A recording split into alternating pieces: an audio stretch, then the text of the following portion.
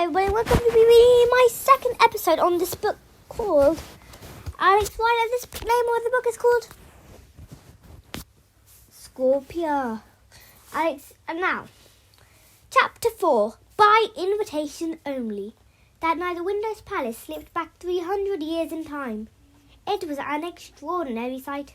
The oil-burning torches had been lit and the flames casting flickering shadows across the square. The servants had changed into 18th century costumes with wigs, tightly fitting stockings, pointed shoes and waistcoats.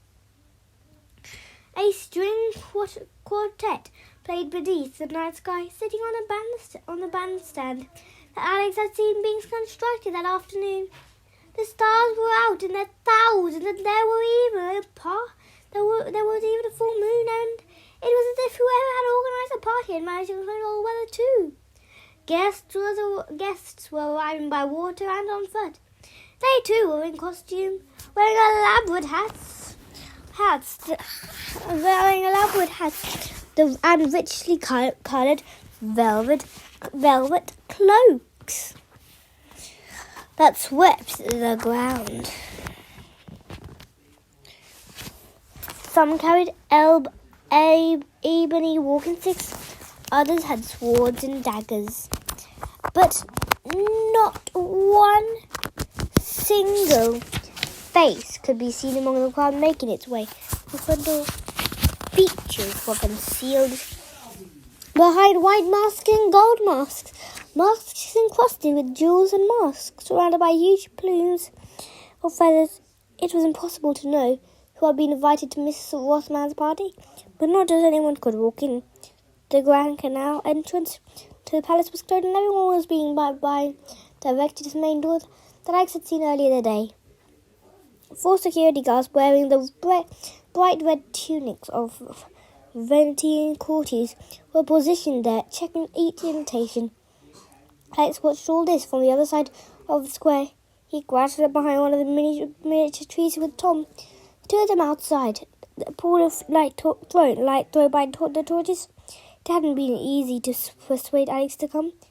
Alex's disappearance before lunch had been noticed almost immediately, and Tom had been left to make up an unconvincing story about a stomachache in front of an angry Mr. Gray. Alex should have been in serious trouble when he finally met up with the group back at the hotel, and if it hadn't been for Miss Bedfordshire, who was still grateful to him for recovering her handbag, he would have been grounded for the night. Anyway, this was Alex. Everyone knew they could rely on him to act oddly, but to this way again. It was the last evening on the trip, and the group had been given 2 hours free time, which they were meant to spend in San Lorenzo, in the cafes or the square. Alex had other plans. He had found everything he did in Venice that afternoon before he went back to the hotel, but he knew he couldn't do this alone. Tom had to come too. "I can't believe you're doing this, Alex," Tom whispered now. "Why is this party such a big deal anyway?" "I can't explain." "Why not? I don't understand you. Sometimes we're meant to be friends, but you never tell me anything." Alex sighed. He was used to this when he thought of all the things that had happened to him in the last 6 months, the way that he'd been dragged into the world of espionage, web of secrecy, lies. This was the worst part. MI6 had turned him into a spy, and at the same time they had made it impossible for him to do what he wanted. An ordinary schoolboy. He had been juggling 2 lives. One day saving the world from a nuclear holocaust, next struggling with his chemistry homework. 2 lives, but he had ended up trapped between them. He didn't know He didn't know where he belonged anymore. There was Tom, there was Jack Starbright, there was Sabrina Pledger. Although she had now moved to America, apart from them, he had no real friends. It wasn't his choice, but somehow he had ended up alone. Alex made up his mind. "All right," he said. "If you'll help me, I'll tell you everything, but not yet." "When?" "Tomorrow. I'm going to Naples tomorrow to stay with my brother. Before you go." Tom considered. "I'll help you anyway, Alex," he said, "because that's what friends are for. And if you really do want to tell me, You can stay there until we're back at school, okay? Alex nodded and smiled. Thanks. He reached behind him for the sports bag he had brought with him from the hotel. Inside were the various items he had bought that afternoon. Quickly, he stripped off his shorts and t-shirt, then pulled on a pair of loose-fitting silk trousers and a velvet waistcoat that left his arms and chest bare. Next, he took out a tub of what looked like jelly, except that it was coloured gold. Body paint. He scooped some out and rubbed it between his palms and smeared it over his arms, neck and face. He signalled to Tom, who grimased and then finished his shoulders.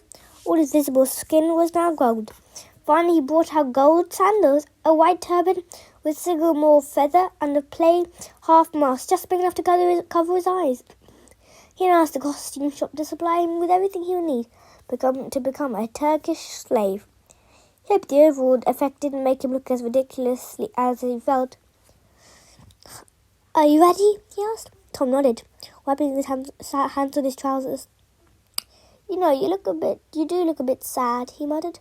I don't care, so long as it works. I think you're completely mad. Alex watched as more people arrived at the palace. If his plan was going to work, he would have to choose the right moment. He also had to wait for the right guests. They were still coming thick and fast, milling around the main entrance, while the guards checked their invitations. He glanced over at the canal. A water taxi just pulled in, and a couple were climbing out. A man in a frock coat and a woman in a black coat that trailed behind her. Both were masked. They were perfect. He nodded to Tom. Now, good luck, Alex. Tom took something out of the sport bag and darted forward, making no attempt to avoid being seen. Seconds later, Alex stole round the edge of the square, keeping to the shadows. There was a snarl up at the entrance. A guard was holding an invitation and questioning one of the guests. That was helpful too. Alex needed as much confusion as possible. Tom must have seen that this was the right moment, because suddenly there was a loud bang, and all their heads turned to see a boy capering in the square, laughing and shouting. He had just let off a firework, and with everyone watching, he lit another. Gomsta! Gomsta! He shouted. How are you? Quanto tempo si voluo per andare a Roma? How long does it take to get to Rome? Alex had picked the phrases out of a guidebook. They were the only Italian Tom had been able to learn. Tom threw the second firework, and there was another bang. At the same time, Alex hurried down into the canal just as the two guests climbed the steps of the square. His sandals flapped on the paving stones as he ran, but nobody noticed him. They were all staring at him, who was singing. You'll never walk alone. At the top of his voice, Alex bent down and picked up the train of the woman's cloak, and as she headed towards the main entrance, he walked behind her, holding the material off the ground. It worked exactly as he hoped. The crowd was quickly tired of the mad English boy who was making a fool of himself. One of the guards had already been sent to deal with him. Out of the corner of its eye, Alex saw Tom turn and run away. The couple reached the door, and a man in the frock coat handed over their invitation. A guard glanced at the new arrivals and ushered them through. He had assumed that Alex was the guest. They had brought a Turkish boy with them as part of their disguise. Meanwhile, the guests had assumed that Alex worked in the palace and been sent to escort them in. Why else would he have appeared? The three of them passed through the door and into a grand reception hall with a domed, mosaic-covered ceiling, white columns and a marble floor. A pair of double-height glass doors opened onto a courtyard with a fountain surrounded by ornamental shrubs and flowers. At least 100 guests were gathered there, chatting and laughing and drinking champagne from crystal glasses. It was obviously all pleased to be there. Servants dressed identically to the ones outside circulated with silver trays of food. A man sitting at a harpsichord playing Mozart and Vivaldi in keeping with the atmosphere. All the electronic lights had been turned off, but there were beacons mounted on the walls, as well as dozens of oil lamps, their flames bowing and dancing in the evening breeze. Alex had followed his lord and lady into the courtyard, but now he dropped the cloak and slipped away to one side. He looked up. The palace rose 3 floors above him, connected by a spiraling staircase like the one he had seen at the Palazzo Conte del Bovolo. The first floor opened onto a gallery with yet more arches and columns, and some of the guests made their way up there, and was strolling slowly, gazing down on the crowds below. Looking around him, Alex found it hard to believe that it was really the 21st century. A perfect illusion had been created within the palace walls. Now that he was here, he was unsure what to do. Had he really found Scorpia? How could he be sure? It occurred to him that if Yasen Gorovich had been telling the truth about and his father had once worked for these people, they might be happy to meet him, to ask him what had happened, how his father had died, and they would tell him he had no need to creep around in disguise. But suppose he was wrong. He remembered the look of fear in the old woman's face when he had mentioned the name Scorpia, and then there were the hard-eyed men working outside the palace. They spoke no English, and Alex doubted he would be able to explain what he was doing if they caught him. By the time someone had laid their hands on an English dictionary, he might find himself floating face down in the canal. No, he had to find out more before he made his move. Who was this woman, Miss Rothman? What was she doing here? It seemed incredible to Alex that a grand masked ball in Venetian palace could in any way be connected to a murder that had taken place 14 years ago. The later harpsichord rang out. The conversations were getting louder, and as more and more people arrived, most of them had removed their masks and possibly otherwise to eat or drink. And I saw that this was truly an international gathering. The guests were mainly speaking in Italian, but there were many black and Asian faces among the crowd. He caught sight of a short Chinese man, deep in discussion with another man. He had a diamond set into one of his front teeth.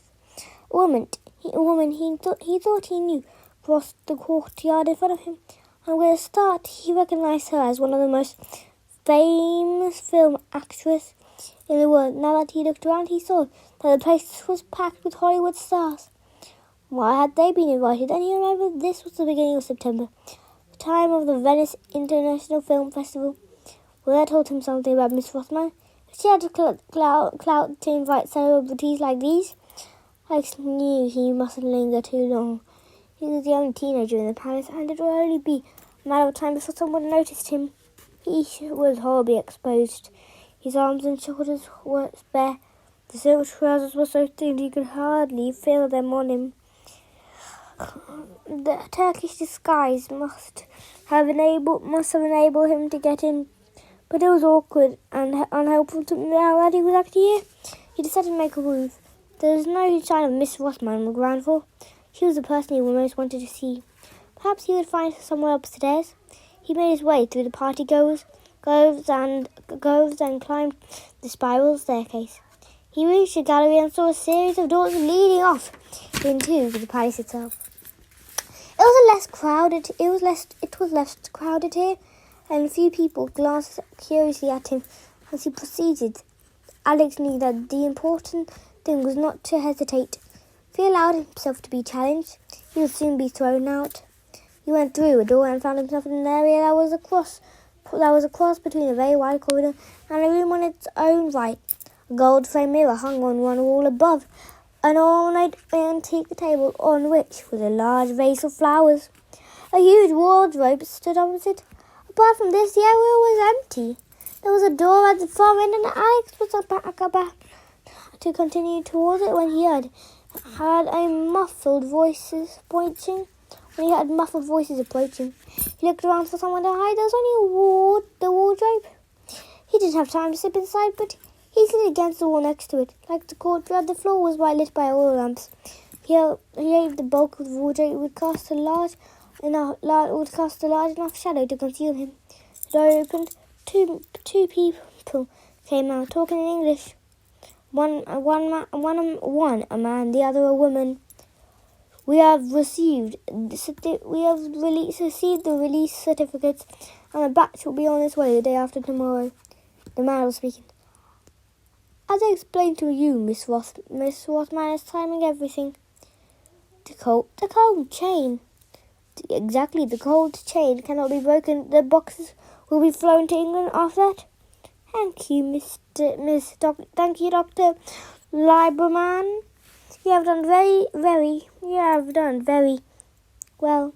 The two of them had stopped just out of sight from where Alex was hiding. However, leaning forward, so that he could see their reflection in the mirrors. Miss Rothman was stunning. There was no other way for Alex to describe her. She was more like a film star than any of the actors he had seen downstairs.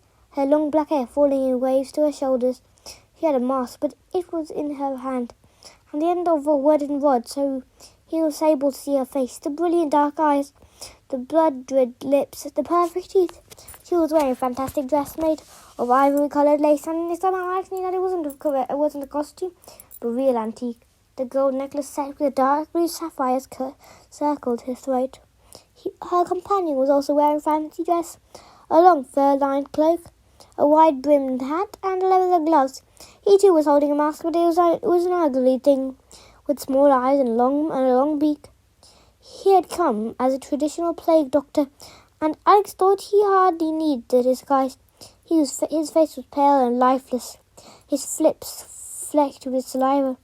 He was very tall, towering over Miss Rothman, yet still somehow she dwarfed him. Alex wondered why he had been invited. You do promise me, Miss Rothman, Dr. Lieberman said, taking off a pair of heavy glasses and wiping them nervously. Nobody is going to get hurt. Does it really matter? You're being paid 5 million euros, a small fortune. Think about it, Dr. Lieberman. You set up for life. I twisted another glance and saw the woman standing side on, waiting for the man to speak. Dr. Lieberman was frozen, caught between greed and fear. I don't know, he asked. Perhaps if you were paying me more, then maybe we'd have to think about doing just that. Miss Rothman sounded completely relaxed. But let's not spoil the party by talking about business. I'm coming down to Amalfi myself in 2 days' time. I want to be there when the batch leaves, and we can talk about the money then. She smiled. Right now, let's go have a glass of champagne, and I can introduce you to some of my famous friends. They had started walking again, and as they talked, they went past Alex. For a moment, he was tempted to show himself. This was the woman he had come to find. He should approach her before she disappeared into the crowd, but at the same time, he was intrigued. Release certificates and cold chains. He wondered what they had been talking about. Once again, he decided it would be better to find out a little bit more before he revealed himself. He stepped out into the corridor and went down to the door, through which Miss Rothman and her companion had come. He opened it and found himself in a huge room, and one that could truly be called palatial. It must have been at least 30 meters long, with a row of floor-to-ceiling windows that gave wonderful views over the Grand Canal. The floor was polished wood, but almost everything else was white. There was a massive fireplace made out of the white marble with a pale tiger skin rug. Alex winced. He could think of nothing more disgusting spread out in front of him. White bookshelves lined the far wall, filled with leather bound books, and next to a second Alex saw a white antique table on which lay what looked like a remote control for a TV. In the centre of the room is a solid walnut desk. Miss Rothman's.